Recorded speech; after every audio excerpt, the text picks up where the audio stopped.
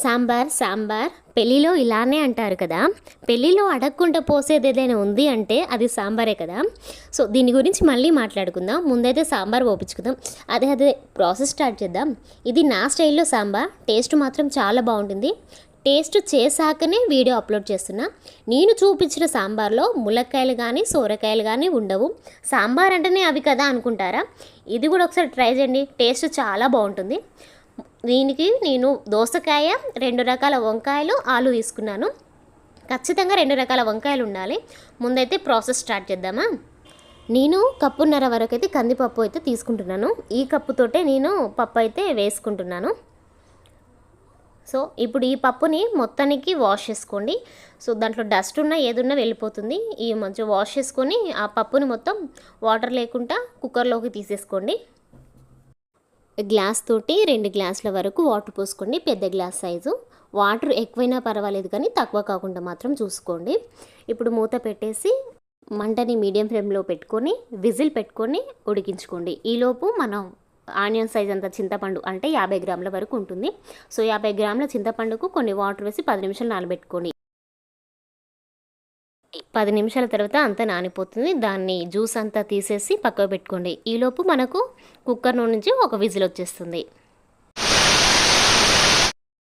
మరో విజిల్ వచ్చేలోపు మనం మసాలా ప్రిపేర్ చేసుకుందాం. శనగపప్పు, ధనియాలు, మెంతులు, జీలకర్ర ఒక్కొక్క స్పూన్గా తీసుకొని వాటి కలర్ చేంజ్ అయ్యే వరకు ఫ్రై చేసుకోవాలి. ఇలా ఫ్రై చేసుకున్న వాటిని మిక్సీకి తీసుకొని ఫైన్ పేస్ట్ తీసి పక్కకు పెట్టేసుకుని ఈలోపు మరో విజిల్ అయితే వచ్చేస్తుంది. స్టవ్ ఆఫ్ చేసుకుని ఆవిరంతా పోయే వరకు పక్కకు ఉంచుకోండి. ఇప్పుడు సాంబార్కు కావాల్సిన ప్రిపరేషన్స్ అయితే చేసుకుందాం. 3 టేబుల్ స్పూన్ల వరకు ఆయిల్ అయితే వేసుకోవాలి. ఆయిల్ వేడిన తర్వాత జీలకర్ర, ఆవాలు, ఎల్లిపాయలు, మిరపకాయలు అలాగే కరివేపాకు కూడా వేసి బాగా కలుపుకోండి.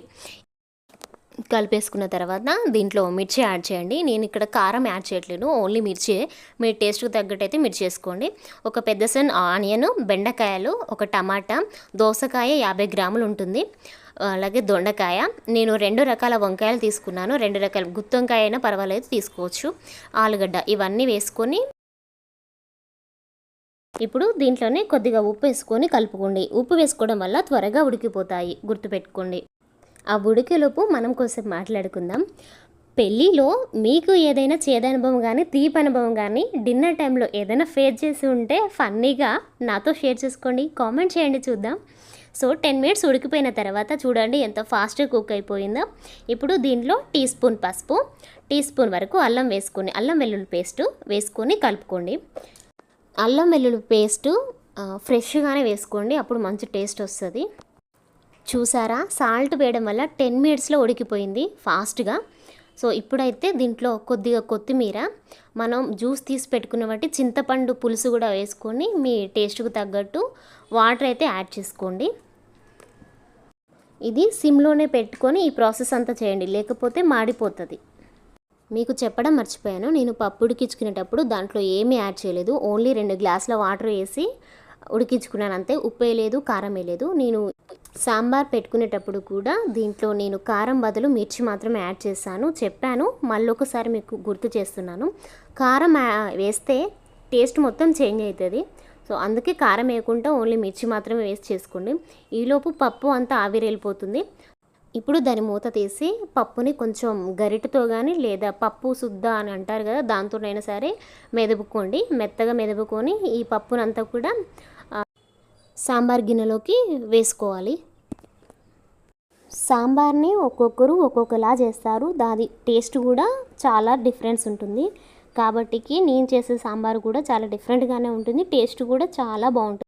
ఇప్పుడు ఆ పప్పు మొత్తం సాంబార్లో కలిసే వరకు తిప్పుకోండి. ఒక 5 నిమిషాల తర్వాత చూస్తే చూడండి ఇలా సాంబార్ పైన బబుల్స్ అనేటివి ఏర్పడుతూ ఉంటాయి. ఇప్పుడు మంటని మీడియం ఫ్లేమ్లోకి టర్న్ చేసుకొని ఒక 10 మినిట్స్ వరకు అయితే మూత పెట్టి ఉడికించుకోండి. 10 మినిట్స్ తర్వాత చూడండి సాంబార్ అంతా ఇలా మసలుతూ బబుల్స్ అనేటివి ఇలా పైకి తేలుతూ ఉంటాయి. ఇలా తేలుతున్నప్పుడు దీంట్లో మనం మిక్సీ పట్టుకున్నట్టు సాంబార్ పౌడర్ కూడా వేసేసుకొని కొద్దిగా కొత్తిమీర కూడా యాడ్ చేసుకొని మరొక 2 నిమిషాలు సిమ్లో మరిగించుకుంటే అంతే, వేడి సాంబార్ రెడీ. అవును, మీకు సాంబార్ కాంబినేషన్లో ఏదంటే ఇష్టం? అప్పడమా, లేదంటే మామిడికాయ పచ్చడా, ఆమ్లెటా? కామెంట్ చేయండి, చూద్దాం.